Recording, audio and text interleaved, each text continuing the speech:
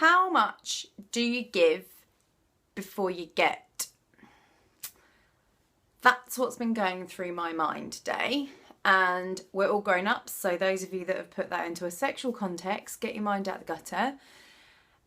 It's something that's been bothering me for the last couple of days. I consider reciprocity to be one of my values, and it gets challenging when putting it into the context of people. So my interpretation of reciprocity is that at some point there's an exchange. Now that exchange doesn't necessarily have to be equal, and between people it very rarely is, and how do you quantify it and all the rest of it. But when you put reciprocity into more black and white terms, whether it be a transaction between a customer and a vendor or a seller of something, at some point there has to be an exchange. Something has to go back. And I am one of those people that my friends and my family are a massive part of my life, and I give without any expectation of receiving, mainly because I don't think you're setting yourself up for disappointment if you ever have expectations of people.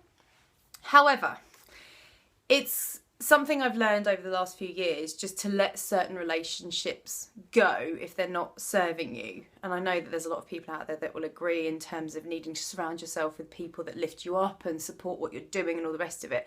But when it comes to just your friends and family, I've got a fairly small, immediate blood family, so I put a lot of effort into my friends and it fills me with pleasure to do so. However, as you get older and as life circumstances change, at what point do you decide to let something maybe fizzle out a bit, or just let a bit of distance come between you and someone because perhaps you feel they're not reciprocating the effort?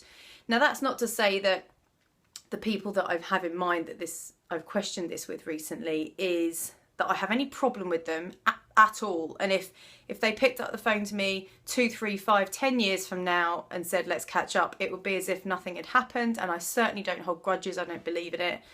But, you just get to a point where you're thinking, I'm almost embarrassed now that I'm always the one instigating. So at what point do you just sit back and wait for some sort of reciprocity to happen? Now, part of my belief in reciprocity, and the reason it's one of my values, is karma. And, good things, bad things, whatever you put out there will come back to you. So I like to think that that's going to eventually happen. But it's so hard when it's people. And I don't want to overanalyze it, because all of these people that I'm thinking of are important to me in some way or another. And I'd hate for them not to be a part of my life at all. But it's just accepting that maybe they're in a slightly further circle now. And it's hard to get your head around. So I thought I'd put it out there and see if any of you have thoughts on that. Has it caused issues for you before? I've not got anything at the moment going on whereby there's tension with those people that I'm aware of anyway. It's just being able to accept, okay, put them in a different category now, because I'm not getting anything back, and I'm spending far too long wasting energy either worrying about it or analysing it, when I should just be putting that energy into the people that absolutely do reciprocate and give me that pleasure and that positive energy that I want from my relationships. So what are your thoughts? I'd be interested to get some feedback. It's always good to have a different perspective. Maybe friends and family that have been in your life for years. That's the challenge for me, actually. It's people that have been in my life for so long and that I've known for so long. You can sometimes trick yourself into thinking, well, that means they've got a default place in my life. They don't. I've got friends that I've made in the last 12 months who are far closer than some of the ones I've known for 20, 25 years. God, that makes me feel old.